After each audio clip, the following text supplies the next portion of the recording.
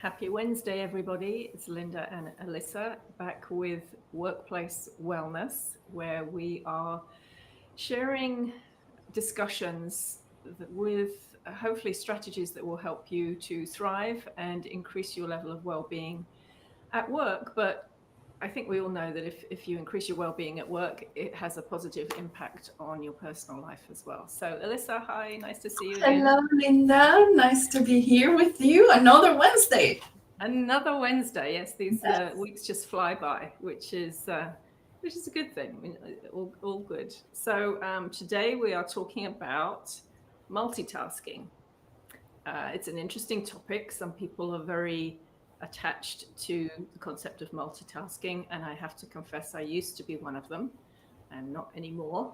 I used to be very proud of my ability to multitask until I learned the power of focus and really putting my energy into doing the thing that I'm doing and not trying to do multiple things. And I realized it was actually quite a shock to me at the time, but I realized I actually accomplish a lot more. I get a lot more done when I do it that way rather than multitasking. So, what is your experience with multitasking, Alyssa? Yes, I'm there with you. I was a multitasker.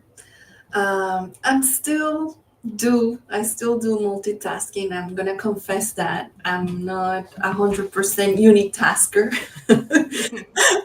But I do understand, and as I was reflecting on this yesterday, because I created a post and I got some very interesting comments, I realized that it is more common than we think. Mm. There was even a comment where somebody told me that she actually checks her LinkedIn and she comments on other people while she's exercising. So I'm guessing she's probably on a bicycle or something where she can still write and text. Mm. And it's interesting. She was telling me that she didn't consider this multitasking, and I just asked her the question, how do you feel when you don't do other tasks other than walk or whatever, exercise you do? And then she's like, well, I do this only for my body to move. But when I create the intention to go out and exercise, then I don't do other tasks. So it was interesting, and you know how every person understands the concept of multitasking. When I think of multitasking, the word that comes to mind is mindfulness, Mm. the opposite of Mm. multitasking to me. And it's right now, I feel like it's about focus. When you Mm. focus on a task and you dedicate your 100% of your attention, you are very productive. You are more productive. You don't spend as much resources and energy as you would when you multitask. I figure that I get more tired when when I'm multitasking, even when my kids are around and I'm trying to do something and they keep interrupting me. Like yesterday, I was trying to finish some work and my son kept asking me questions after questions, and I just decided, you know what, I'm not gonna get anything accomplished with my work in this moment. So I'm going to stop here and pay attention to him because I can't do two things at a time. And I Mm. just felt so overwhelmed trying to do both that I became aware of my own emotions. And I'm like, okay, stop it here, Lisa. And we can finish this in another time. It's not going to be productive. So that Well, was very I think you interesting made experience. I think you made the right choice, and Yes. especially when you have children, Mm, I think when they need your attention, they need your attention. And mm, I see so often. I don't have children, so I can't speak from that place of experience. But when I am out, let's say in a restaurant, very often I've seen a family sitting there at the restaurant, and maybe one child, maybe two, but often the parents are on their phones, and the child is just, you know, looking Looking around. at I feel for that child actually in yeah. that moment. Now, like I said, I don't have children. I'm not trying to judge anybody, but I can imagine what that child is feeling when, there they are all together. It would be a perfect moment to really be together. Yes. And the difference in that to when I see parents with their children really being with their children, I think we often, because we can multitask, women especially, are, very good at multitasking. I think we often think it's a good thing, and I think we often think that we are accomplishing more, but it's when you think about it, it's scattered energy. So how can you put the best of yourself into any one of those things you're doing if you're trying to do them all together? And I think they've done some studies. I've seen reports on this where they've done studies about people who drive and text at the same time, and they think they can do it because they can multitask, but they've shown how little attention is actually on the driving and how it causes more accidents and all those kinds of things. I think there will always be exceptions, like the Yes. lady who walks and Mm-hmm. responds to LinkedIn. When I go for a walk, I resisted for a long time. I love audiobooks. I listen to audiobooks a lot. And for a long time, I resisted actually listening to an audiobook while I walked. Now I do that sometimes. But if I'm going for a walk in the woods or something like that, I don't like to listen to my book. I like to listen to the sounds around me. Um, so I guess like most things, it depends. How is it serving you? What is it creating for you in your life? Because very often, I think, like you said, it creates more stress, more anxiety, and we're not aware of that. Yes, it's true. I used to go for a walk and listen to audiobooks and other things, podcast, and I realized that it wasn't a proper break for me.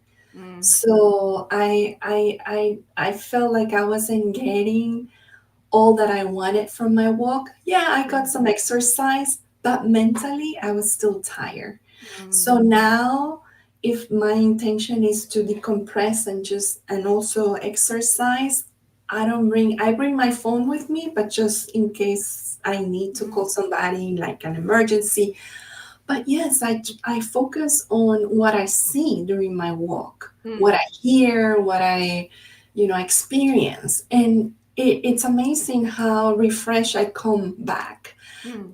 Not only having the exercise, but I even get ideas of things Yes. that I've been working on. And then I've been like, okay, now I need to take a break. And then I come back and I write those ideas. And it's like, okay, great. Mm. I got inspiration. Yeah, it's a great way of gaining clarity about something, and I think we don't realize if you're listening to something, a podcast or music or whatever, you're filling your brain with something, and yes, you're exercising your body, um, but it doesn't create that space for new ideas or any kind of clarification to come. I will say that if I'm on a treadmill or an exercise bike, I do listen to my audio because Mhm. because it's kind of boring to me, just walking on the floor, Yes. and I wouldn't do it for very long if I didn't have something else to pay Mhm. attention to.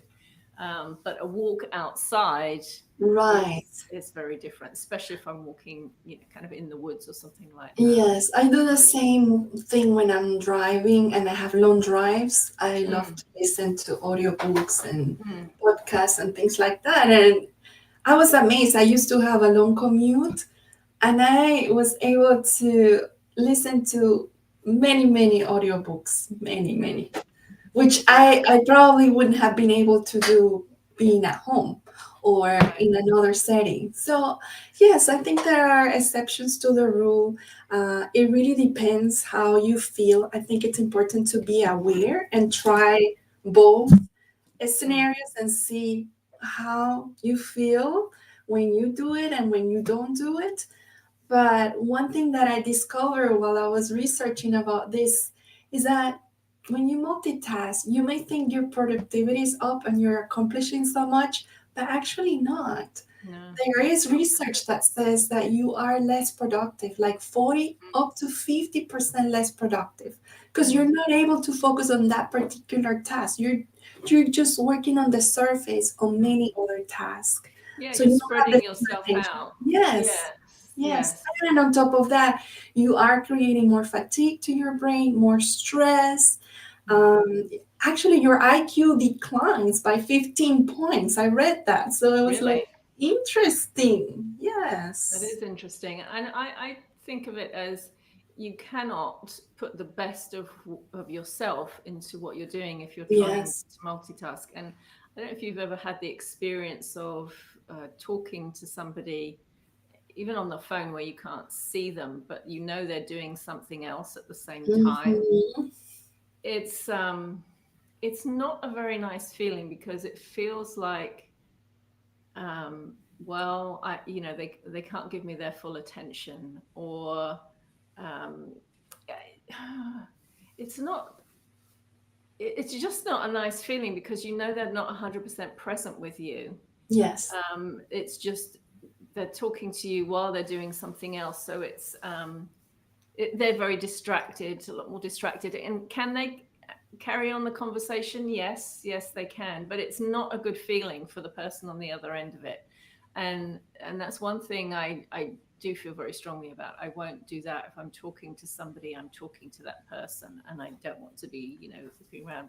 And sometimes I'll speak to someone, I can hear them typing, in the background, and it's yes, it's just not a good feeling. So Yes, not as considerate. You feel like no, they're not caring about you.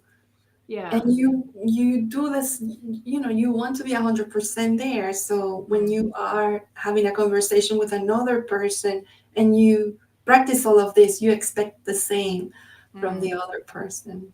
Well, I Not think always, not always, yeah, available, yeah, but yeah. Well, I think as we always say, it comes down to awareness and just not suggesting that, if you're a multitasker that you suddenly stop, but just start to pay attention to how you feel, um, and start to pay attention not only to how you feel, but if you're multitasking while you're talking to somebody else, think about how they might feel and just create that level of awareness about how is it serving you, or is it serving you, and how is it serving another person if you're multitasking when you talk to them. And if you are willing to try to, maybe in certain circumstances, just to not multitask but just focus on the thing in front of you, and just notice if that feels different. Do you notice that you accomplish more? Do you notice that you feel better about what you did just accomplish because you've been putting all of your focus on it and all your energy into it? And just start to play around with that. And that's what I did, and I was really shocked at how much more I got done, how much more productive I am when I don't multitask. And so yes. I really try not to do it at all. I don't want to, because I know how I feel, and I know how much more I can accomplish when I don't. So Yes, and I think it's also a matter of time management and deciding how to organize your task. There are mm, tasks that may not take as long, mm, so try to tackle those tasks and maybe put a timer. There are a lot of apps that you can use where you get quiet time, where you don't get notifications, and you get that time to complete whatever you need to complete. And mm, maybe that's something that you can start using. Also, uh, you can group the tasks that are similar and tackle them, and then leave other tasks that maybe require more analysis, that require more time to be more focused during the time that you're more productive, where you have your best energy. Maybe if you're a morning person, you will tackle that in the morning, mm. or you have to figure that out. Also noticing how is your energy level during the day. Well, yeah, and I think that'd be a good topic for us to talk about, Mhm. managing your Yes, energy you're versus an managing energy your expert. time. Yeah, because again, once I I struggled for many years with the concept of time management. And when I shifted from trying to manage my time into managing my energy instead, again, Yes. that was a big breakthrough for me. But if you're at work, for example, and you need to focus, you want to focus on something, or you're trying to focus on something, you keep getting interrupted. That's a common thing, especially if you're in a cubicle type setting, because there are no doors. You can't shut the door and say, I need some quiet time. Maybe there's a room, a conference room or something like that you could go to when you really need to get away and to focus. Or maybe I've had people just put a little sign, make a little sign and just hang it on the outside of your cubicle that says, I can't talk to you right now. I'm really, I need to focus. So, I'll get back to you, or send me a message and I'll get back to you when I can talk. But just letting people know that you need to be able to focus right now, and you don't want to be constantly interrupted. Because that's taking you away from what it is you're trying to accomplish. And then if you work from home, which is a whole different scenario, like you said, if you have young children, there are times when they're going to come in and interrupt you. And instead of being upset about that, maybe you take the time to be with them like you did, spend some time with them. And then when you've spent some time with them, you can come back to what you were doing. And I think you won't feel the guilt that you ignored your child. Your child will be happy because you spent time with them, listening to them. And you can, whatever you need to do will always be there. You can come back and do it. Yes, And it's you'll have true. more energy to do it because you won't be distracted. Yes, and there are times, like for my children, especially my older, he knows that from a certain time I'm not available, and he has things that he can do. But in this case, it was way past my time. So I think he was definitely right. But yeah, establishing those boundaries and also being flexible. I've learned that I have to be flexible. There are times where I can have the whole time for myself, especially when he comes from school and I work from home. But mornings are my times where they're not here, so I take advantage of that time to do what it's important. And Yeah. I think, again, start to pay attention and really yes, become aware of what you're doing, how you're doing it, how it's affecting you. And are you putting your time and energy where you really want to put it, where you want to focus, or are other things pulling you away from that?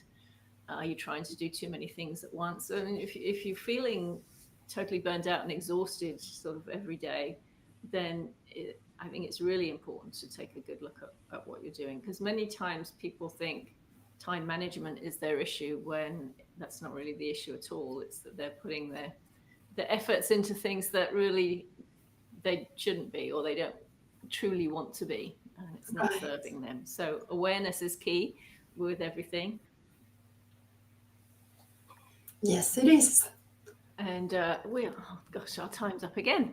Yes, Okay, yes. So I hope that helps. And we love feedback. So anything you have to share, any experiences, or if you try any of these things that we're suggesting, would love to hear from you. Um, Either in the comments or get in touch with us individually. Now, next week we are talking about sensitivity and empathy, and how much of a gift that can be in the workplace. I know it's typically seen as something that's negative, but we're going to talk about how it's actually a strength and how to use it as a strength. So I'm yes. looking forward to that conversation. Me too. Me too, Linda. Thank you All so right. much. Yes, thank you. And I'll see you again next Wednesday. And Yes. please, anybody watching this, reach out to us with your thoughts and your comments. We love to hear from you. All right. Thanks again, Alyssa. Bye, everyone. Thank you. Bye bye. Bye.